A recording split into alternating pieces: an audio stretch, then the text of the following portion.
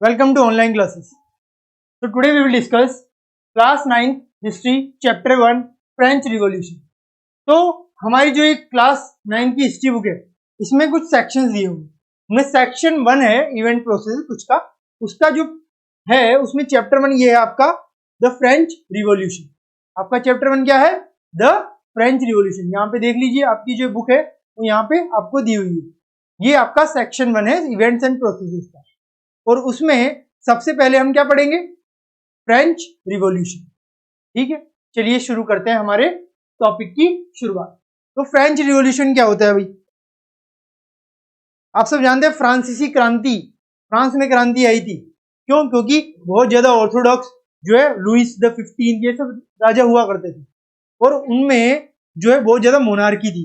वो लोगों का शोषण किया करती थी और टैक्सेस बढ़ा बढ़ा के अपनी तिजोरियां भरा करते. इसी वजह से फ्रेंच रिवॉल्यूशन बाद में हुआ. अब इस फ्रेंच रिवॉल्यूशन में हम कई तरीके की चीजें देखेंगे. नेपोलियन आया, फिर उसके बाद कॉलिशन होकर नेपोलियन को हराया गया, वो सारी चीजें बाद में की बात. अभी हम देखते हैं फ्रेंच रिवॉल्यूशन का ओरिजिन. चलिए देखते हैं फ्रेंच रिवॉल्यूशन.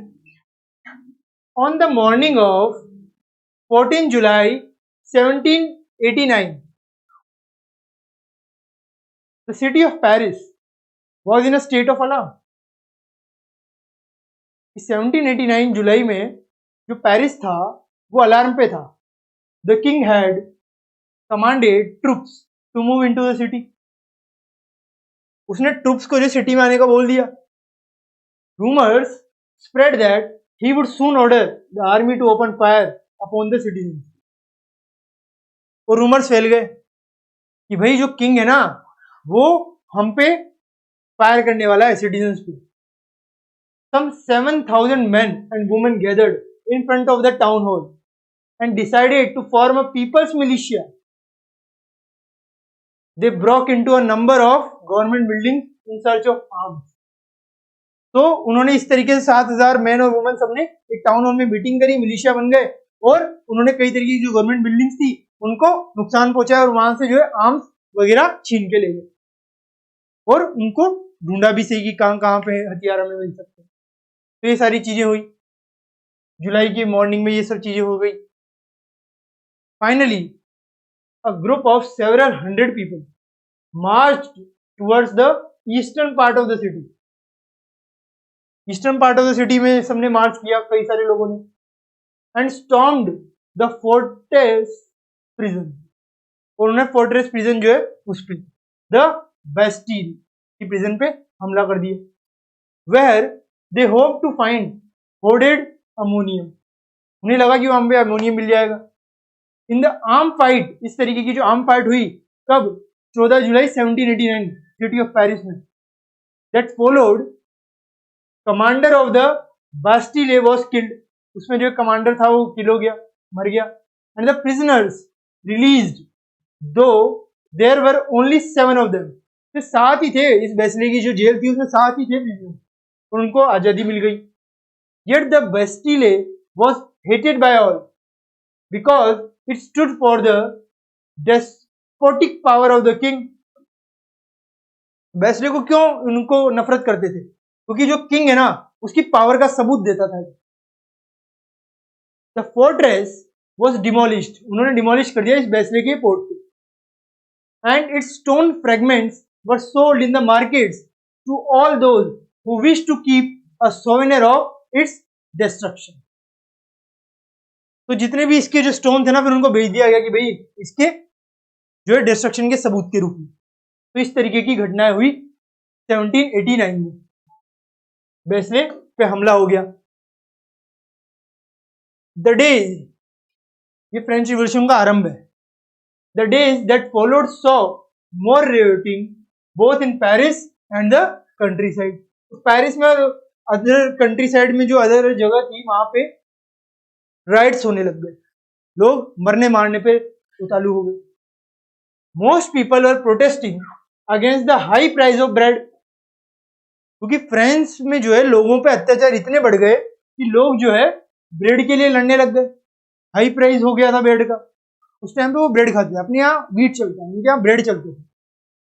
मच लेटर बाद में क्या हुआ when historians look back upon his time, upon this time, अगर हिस्टोरियन देखते हैं, they saw it as the beginning of a chain of events that ultimately led to the execution of the king in France। इस तरीके की कई सारे events हुए। King से लोग डरे हुए थे, उन्होंने रिवोल्ट किया, उनसे हेट किया, हमला किया, जला दिया, कुछ आम छीनी, पावर जो थी बेस्टरी की फोर्ट की उसको खत्म किया। दो most people at the time did not anticipate this outcome. How and why did this happen? तो क्यों और कैसे हुआ ये कि कुछ लोगों को तो लगा कि भाई बाद में एक्सिक्यूशन हो जाएगा, और कुछ का ये मानना था कि भाई इसका ये आउटकम नहीं हुआ है। तो क्यों और कैसे ये जो है सब हुआ, ये हम देखेंगे। देखिए, स्टॉर्मिंग इन द बास्ले, ये जो है आपको बता रखा है प्रिंटिंग से। अब फर्स्ट आपका टॉपिक क्या है? French society during the late 18th century. 14 जुलाई 1789 का टाइम जो मैंने बताया आपको शुरुआत का, वो आपको याद रखना है, ठीक है। वहीं से सबसे ज्यादा पहले शुरुआत हुई, लोगों ने इकट्ठा होना शुरुआत किया, वो सब हुआ, ठीक है। अब हम देखेंगे क्या, French society during the late 18th century. 18th century के बाद में फ्रेंच सोसाइटी किस तरीके की थी, उसके दौरान क्या हुआ फ्रेंच सोसाइटी में, चलिए देखते हैं। लेट 18th सेंचुरी मतलब 18th सेंचुरी के थोड़ा बाद का, तो इन 1774, अब हम शुरुआत से देख रहे हैं। ये तो हमने फ्रेंच रिवॉल्यूशन की एक झलक देख ली कि भाई इस तरीके से शुरुआती दौर में ये सब हुआ होगा। अब देखिए क्या हुआ। कुछ लोग मानते कि किंग को लटका दिया गया, कुछ लोग मानते कि भाई नहीं मारा गया, ये अलग अलग जानना है।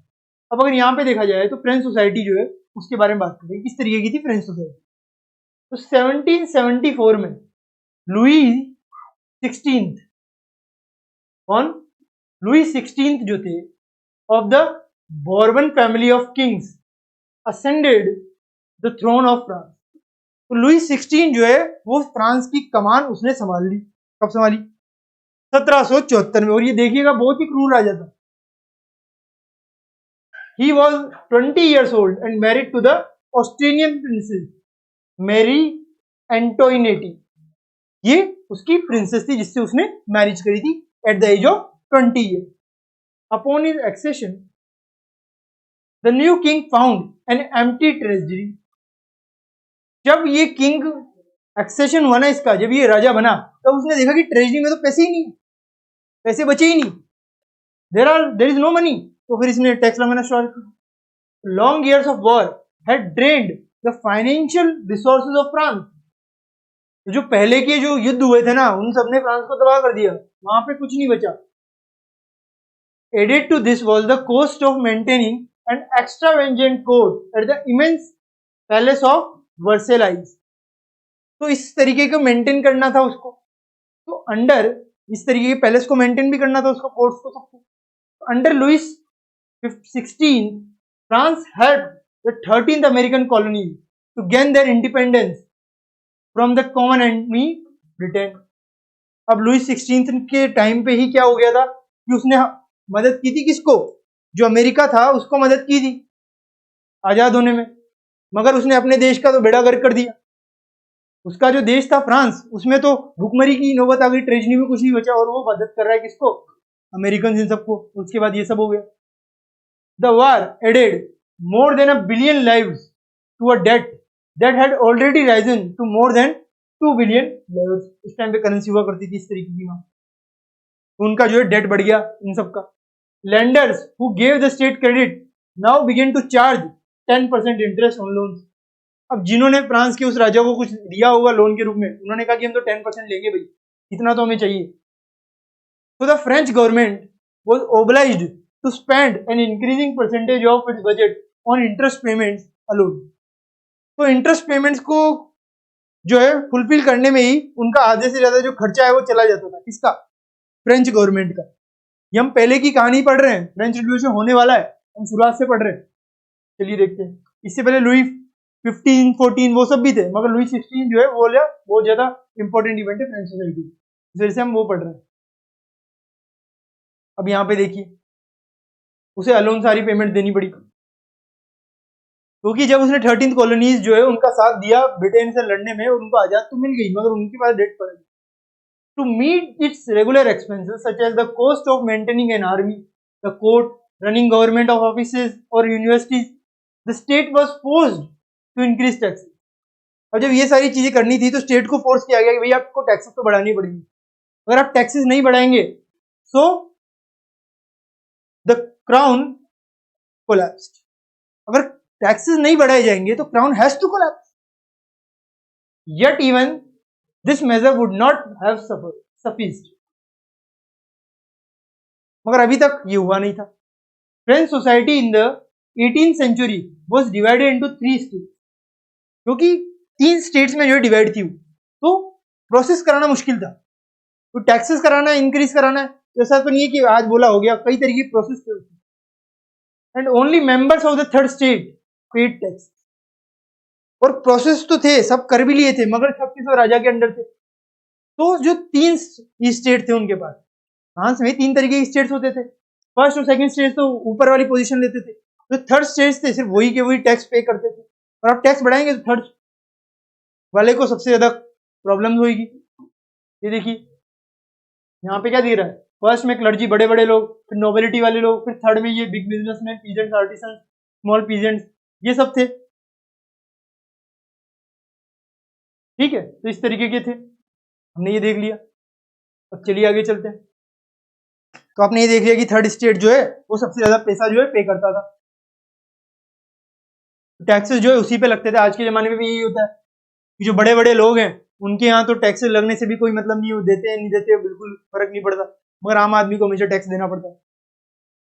और अगर सरकार बढ़ा देगी तो आम आदमी कुछ कर भी नहीं पाएगा क्योंकि वो वहीं रहता है। तो अब आगे देखते हैं। The society of states was part of the feudal system that dated back to the medieval age।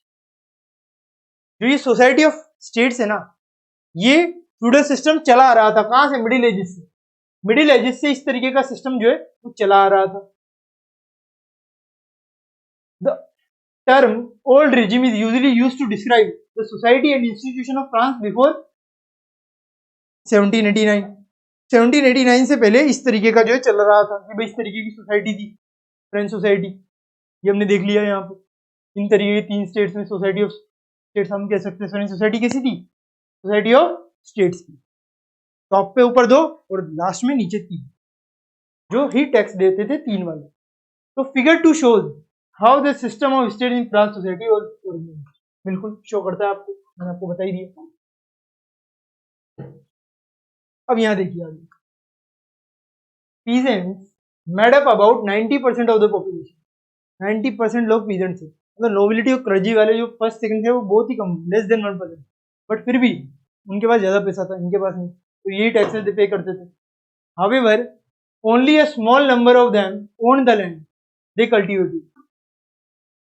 वो कल्टीवेट करते थे लैंड, और उन सब में से जो 90% पॉपुलेशन थी ना पीजेंट्स की, उनमें से बहुत कम लोग थे जो कुछ लैंड भी ओन करा करते थे। अदरवाइज तो सबका सब जो है वो गिरवी रखा हुआ था, मतलब सबका सब जो है डेट में था।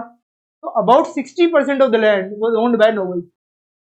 नोबल्स जो है 60% लैंड ओन करते थे, और चर्च और other richer members of the third state. और नोबल्स के बाद फिर चर्च हो गए और अदर रिचर मेंबर्स हो गए थर्ड स्टेट की। ये देखिए, ये जो थर्ड स्टेट में भी कुछ बिजनेसमैन, मर्चेंट्स है, इनके पास कुछ पैसा हुआ करता था।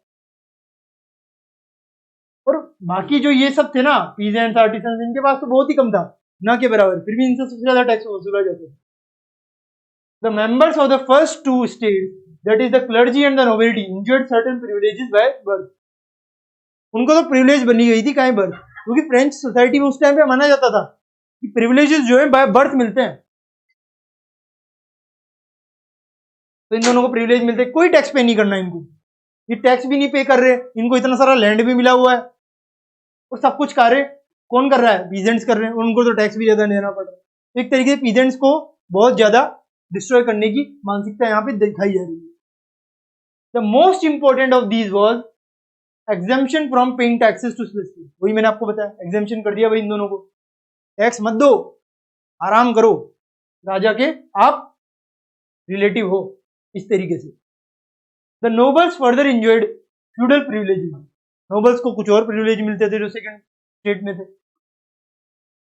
सेकंड ई स्टेट में, ठीक है, उसको हम ई को एज ए साइलेंट मानकर बोल देते हैं। तो these included feudal dues, there are many feudal dues थे अलग ही तरीके के, which they extracted from the peasant, वो बोलते थे कि भाई आपके कुछ ड्यूज बाकी है हमें दे दीजिए, क्योंकि पीजेंट बोलते सारे तो दे दिए हमने, नहीं नहीं कुछ बाकी है देने पड़ेंगे। तो पीजेंट बेचारे क्या करे, दे देते थे कि राजा हो, राजा के भक्त हो, देने पड़ेंगे वरना राजा हमें पनिश करेगा। तो peasants were obliged to render services to the lord, देखो, to work in his house, fields and to serve in the army और to participate in building roads, मतलब सब कुछ करता था और उस करने के भी पैसे देते थे। मतलब आप सोचो कि आप पे कोई, आपके घर पे कोई काम कर रहा है और पैसे भी वो आपको दे रहा है, आपको देने चाहिए ना उसको पैसे, बट यहाँ पे कुछ और है, काम भी आपके घर पे करेंगे और पैसे भी वही देंगे। अब उस टाइम पे इस तरीके के शोषण होते थे, एक्सप्लॉइटेशन किया जाता था। The church too extracted its share of taxes from tithes, अब चर्च जो है ना वो भी कम नहीं है, चर्च भी टैक्स जो है लगवाता था, कौन सा, तिथेस, फ्रॉम द पीजेंट, पीजेंट ही पे करते थे, काम भी करेंगे और पे भी करेंगे, मतलब चित्त भी मेरा पत भी मेरी, हर चीज इसमें पीजेंट्स पे करा करते थे और ये बस आराम किया करते थे। टीचर्स नाम का टैक्स लगा दिया इन्होंने। And finally all members of the third state had to pay taxes to the state, और फिर जब इस तरीके की चीजें हुई ना तो फिर तो ऐसा हुआ कि भाई कुछ किसी को कुछ पे नहीं करना है, सब आराम करो, सब कुछ पीजेंट्स पे करेंगे, आप सबको कुछ नहीं करना है, सब कुछ कौन करेगा, पीजेंट्स करेंगे, पे करेंगे, आराम करो और बस टैक्सेस खाओ और सो जाओ। इस तरीके की चीजें हुआ करती थी। These included direct tax called तेले, अब एक और टैक्स है भाई तेले, तेले तिथे, जाने कौन कौन से टैक्स लगाते थे ये पीजेंट्स पे, आप सोच सकते हैं। And a number of indirect taxes which were levied on articles of everyday consumption like salt, tobacco, इन सब पे तो वैसे ही टैक्स बढ़ाया हुआ था, पीजेंट पे मार आ गई, और ऊपर से ये अलग अलग के डायरेक्ट टैक्स, इनडायरेक्ट टैक्स, जाने कौन कौन से टैक्स जो आज के टाइम पे दुनिया में हर किसी पे लग रहे। अब तो लोन वेव कर देते हैं हम किसानों का, मगर पहले ऐसा लोन वेव का कोई सिस्टम नहीं था।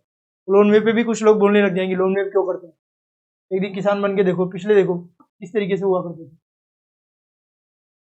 The burden of financial activities of the state through taxes were borne by the third state alone, तो थर्ड स्टेट जो है वो ही पैसा देता था, बाकी सब कुछ नहीं करते थे। देखो कितनी ज्यादा खतरनाक काम यहाँ पे किया जा रहा है।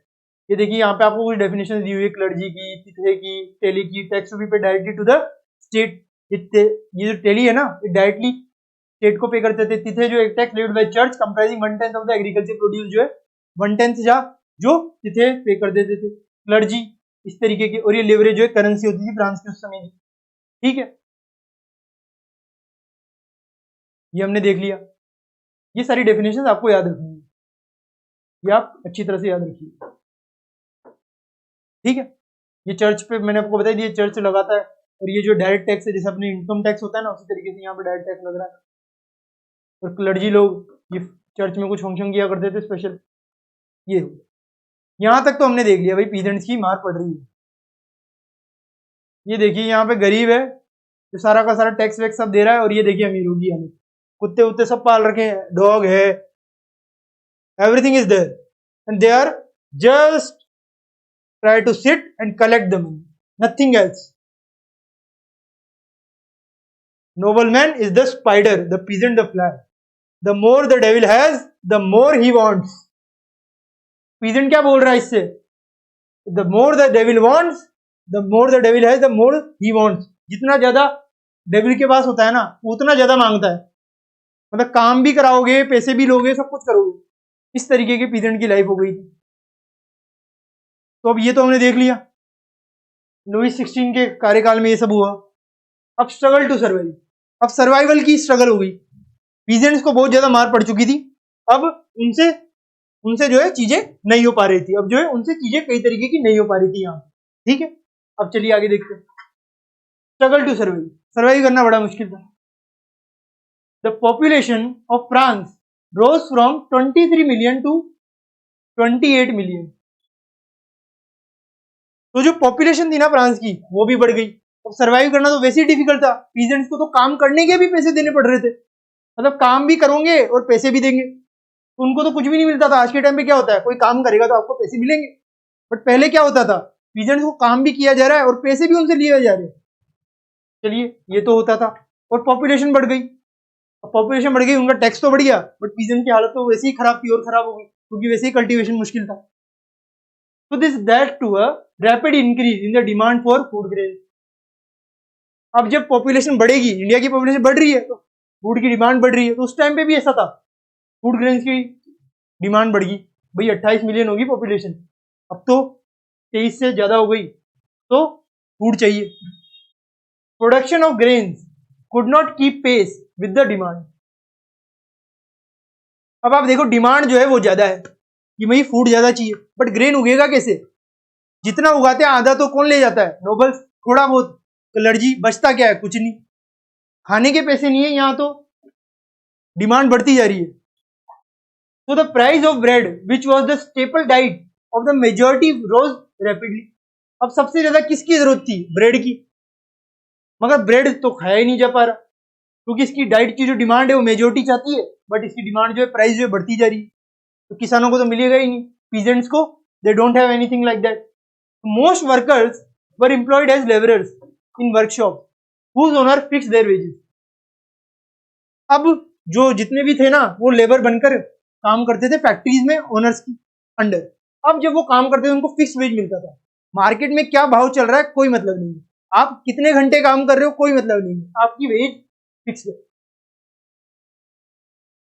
But wages did not keep pace with the rise in prices. जैसा मैंने आपको बताया, प्राइसेस बढ़ रही है बट वेजेस नहीं बढ़ रही। So the gap between the poor and the rich widen. Rich तो क्लर्जी और जो नोबल्स है वो तो ऊपर ही ऊपर थे, और वो और बढ़ते गए, और जो 90% पॉपुलेशन है जो थर्ड स्टेट में, उन्हीं पे सबसे ज्यादा मार पड़ी। उनमें भी चर्च वाले थोड़े बच गए, वरना पीजेंट्स तो बच ही नहीं पाए। Things became worse whenever drought और हेल रिड्यूस द हार्वेस्ट। अब चीजें जो है और ज्यादा बद से बदतर हो गई। क्यों? क्योंकि ड्रॉट आ गया, सूखा पड़ गया भाई। हेल रिड्यूस द हार्वेस्ट, तो इस वजह से क्या हो गया, हार्वेस्ट जो है कम हो गया। अब जो सूखा पड़ जाएगा, बारिश नहीं होगी तो क्या होगा, कल्टीवेशन नहीं होगा। कल्टीवेशन नहीं होगा, फूड ग्रेन्स नहीं होंगे, ब्रेड नहीं होगा। मेजोरिटी पॉपुलेशन तो ब्रेड पे डिपेंडेंट है, तो कैसे होगा? तो हमें ब्रेड भी इंपोर्ट करने की जरूरत पड़ जाएगी, और ब्रेड इंपोर्ट करेंगे नहीं वो, क्योंकि हमसे उगवाएंगे, हमसे मतलब पीजेंट से उगवाएंगे। तो this led to a subsistence crisis, कि डिमांड भी बढ़ रही है, प्रोडक्ट्स भी नहीं है, और टैक्सेस भी हमें देने। तो रिचर होते जा रहे हैं, पुअर जो है पुअरर होते जा रहे हैं, और डिफरेंस जो है दोनों में बढ़ता जा रहा है। तो something that occurred frequently in France during the old regime. तो इस ओल्ड रिजिम में मैंने आपको बताया फ्रेंच रेवोल्यूशन 14 जुलाई ये 1789 से आया था, बट उससे पहले 1784 में जो लुई 16 आए थे, 14 15 तो चले गए, जब लुई 16 आया तो उसने पहले अमेरिका को मदद कर दी ब्रिटेन से लड़ने में, और ब्रिटेन से लड़ने में मदद कर दी, खुद ने तो सारा पैसा उसमें लगा दिया, अपनी जनता के लिए कुछ बचा नहीं, तो सारी मार किस पे आई, टैक्स बढ़ा के पीजेंट्स पे। तो पीजेंट्स वैसे ही दुखी थे और दुखी हो गए। और फर्स्ट और सेकंड वाले तो इतने से चंद 10-12 लोग थे, वो आधे से ज्यादा प्रॉपर्टी जो है ना संभाल रहे थे, जैसे आजकल इंडिया में हो रहा है, 1% लोग सबसे ज्यादा प्रॉपर्टी संभालते हैं। तो ये हमने देखा स्ट्रगल टू सर्वाइव, सर्वाइव करना बड़ा मुश्किल था इस टीम पे। अब यहाँ पे कुछ वर्ड्स का आपको दिया हुआ है, सब्सिस्टेंस क्राइसिस और एनोनिमस। एनोनिमस मतलब we don't know what it is, unknown person. और subsistence crisis, an extreme situation where the basic means of livelihood are endangered. मतलब जो बेसिक मील है ना, ब्रेड, जो वहां पे मेजोरिटी पॉपुलेशन कंज्यूम करती थी, उसे भी कंज्यूम करना मुश्किल हो गया था, इतनी एक्सट्रीम सिचुएशन हो गई थी। और उस एक्सट्रीम सिचुएशन को हमने सब्सिस्टेंस क्राइसिस नाम दे दिया।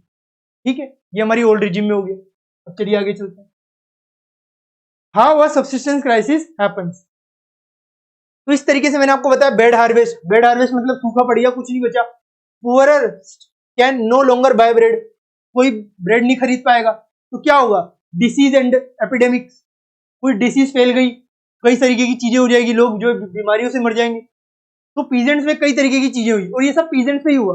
नोबल्स, क्लर्जी, चर्च वाले, वो सब तो ऐश कर रहे थे, उनका कोई दिक्कत नहीं था। और इसी वजह से फ्रेंच रिवॉल्यूशन हुआ बाद में, क्योंकि जब इतनी सारी चीजें आएगी तो जैसे ब्रिटिशर्स ने हम पे किया, यहाँ पे फ्रेंच के जो किंग थे वही अपनी जनता पे कर रहे थे। तो इस तरीके की चीजें यहाँ पे हुई। तो हमने यहाँ पे इस तरीके से इनका कारण देखा कि क्यों फ्रेंच रिवॉल्यूशन हो रहा था। ठीक है, तो ये हमने देख लिया। अब इसके बाद हम आगे देखेंगे किस तरीके से इन्होंने रिवोल्ट करना स्टार्ट किया। और जो ग्रोइंग मिडिल क्लास थी, क्योंकि मिडिल क्लास जो है वो कहाँ पे थी, वो नोबल्स और उसके अंडर, तो उनसे भी उन्होंने टैक्स लेना जैसे शुरू किया ना, उन्होंने रिवोल्ट कर दिया। पीजेंट्स तो इन्वॉल्व नहीं हो पाए, मगर मिडिल क्लास हुई, क्योंकि मिडिल क्लास के बाद थोड़े बहुत तो पैसे थे, पीजेंट्स के पास तो कुछ भी नहीं था। तो रिवोल्ट भी ऐसा नहीं था और मिडिल क्लास ने अपने लिए किया, पीजेंट्स के लिए किसी ने रिवोल्ट नहीं किया। मिडिल क्लास अभी आगे जाके आएगी जिसने फ्रेंच गवर्नमेंट के खिलाफ रिवोल्ट कर दिया, मतलब फ्रेंच किंग के खिलाफ रिवोल्ट किया, मगर पीजेंट्स नहीं थे उसमें। मतलब मिडिल क्लास चाहती थी कि उनको ज्यादा पैसे मिले, मगर वो पीजेंट्स का भला नहीं चाहती थी। ये चीज आपको आगे जाके ध्यान रखनी है। तो हमने यहाँ तक इस पार्ट में देख लिया, बाकी चीजें हम देखेंगे हमारे नेक्स्ट पार्ट में। तब तक के लिए thank you very much, have a nice day.